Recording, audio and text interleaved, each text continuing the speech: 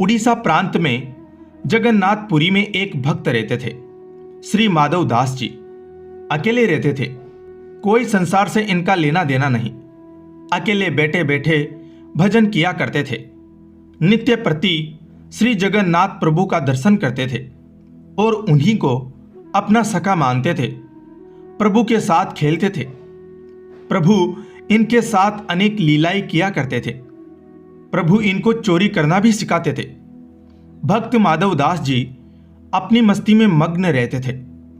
एक बार माधव दास जी को अतिसार अर्थात उल्टी दस्त का रोग हो गया।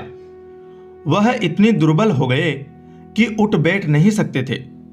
पर जब तक इनसे बना ये अपना कार्य स्वयं करते थे और सेवा किसी से लेते भी नहीं थे। कोई कहे, महाराज जी हम कर दे आपकी सेवा, तो कहते, नहीं, मेरे तो एक जगन्नाथ ही हैं, वही मेरी रक्षा करेंगे। ऐसी दशा में जब उनका रोग बढ़ गया तो वह उठने बैठने में भी असमर्थ हो गए। तब श्री जगन्नाथ जी स्वयं सेवक बनकर इनके घर पहुंचे और माधव दास जी को कहा कि हम आपकी सेवा कर दे। भक्तों के लिए आपने क्या क्या नहीं किया, क्योंकि उनका इतना रोग बढ़ गया था कि उन्हें पता भी नहीं चलता था कब मल मूत्र त्याग देते थे। वस्त्र गंदे हो जाते थे। उन वस्त्रों को जगन्नाथ भगवान अपने हाथों से साफ करते थे। उनके पूरे शरीर को साफ करते थे, उनको स्वच्छ करते थे। कोई अपना भी इतनी सेवा नहीं कर सके जितनी जगन्नाथ भगवान ने भक्त माधव दास जी की करी है। भक्त माधव दास जी पर प्रभु का स्नेह। जब माधव दास जी को होश आया तब उन्होंने तुरंत पहचान लिया कि यह तो मेरे प्रभु ही हैं। एक दिन श्री माधव दास जी ने पूछ लिया प्रभु से, प्रभु आप तो त्रिभुवन के मालिक हो, स्वामी हो, आप मेरी सेवा कर रहे हो। आप चाहते तो मेरा ये रोग भी तो दूर कर सकते थे। रोग दूर कर देते तो ये सब करना नहीं पड़ता। ठाकुर जी कहते हैं, देखो माधव, मुझसे भक्तों का कष्ट नहीं सहा जाता, इसी कारण तुम्हारी सेवा मैंने स्वयं की।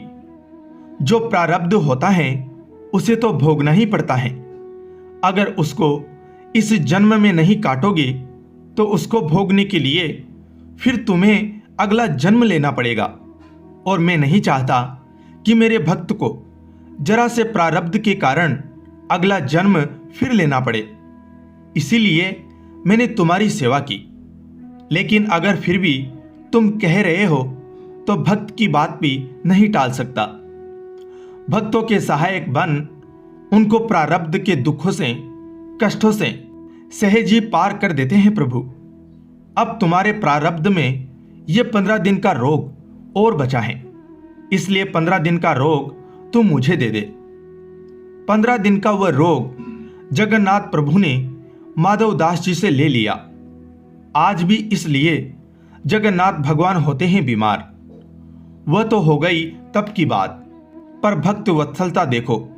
आज भी वर्ष में एक बार जगन्नाथ भगवान को स्नान कराया जाता है, जिसे स्नान यात्रा कहते हैं। स्नान यात्रा करने के बाद हर साल 15 दिन के लिए जगन्नाथ भगवान आज भी बीमार पड़ते हैं। 15 दिन के लिए मंदिर बंद कर दिया जाता है। कभी भी जगन्नाथ भगवान की रसोई बंद नहीं होती, पर इन 15 दिन के लिए उनकी रसोई बंद कर दी जाती है। भगवान को 56 भोग नहीं खिलाया जाता। बीमार हो तो परहेज तो रखना पड़ेगा। प्रभु को लगाया जाता है काढ़े का भोग। 15 दिन जगन्नाथ भगवान को काढ़े का भोग लगता है। इस दौरान भगवान को आयुर्वेदिक काढ़े का भोग लगाया जाता है। जगन्नाथ धाम मंदिर में तो भगवान की बीमारी की जांच करने के लिए हर दिन वैद्य भी आते हैं। काढ़े के अलावा फलों का रस भी दिया जाता है। वहीं रोज शीतल लेप भी लगाया जाता है। बीमारी के दौरान उन्हें फलों का रस, छेना का भोग लगाया जाता है और रात में सोने से पहले मीठा दूध अर्पित किया जाता है। भगवान जगन्नाथ बीमार हो गए हैं और अब 15 दिनों तक आराम करेंगे। आराम के लिए 15 दिन तक मंदिर के पट भी बंद कर दिए जाते हैं और उनकी सेवा की जाती है ताकि वे जल्दी ठीक हो जाए। जिस दिन वे पूरी तरह से ठीक होते हैं उस दिन जगन्नाथ यात्रा निकलती है, जिसके दर्शन हेतु असंख्य भक्त उमड़ते हैं। स्वयं पर दुख लेकर अपने भक्तों का जीवन सुखमयी बनाए, ऐसे तो सिर्फ मेरे भगवान ही हो सकते हैं। जय जगन्नाथ जी। धन्यवाद।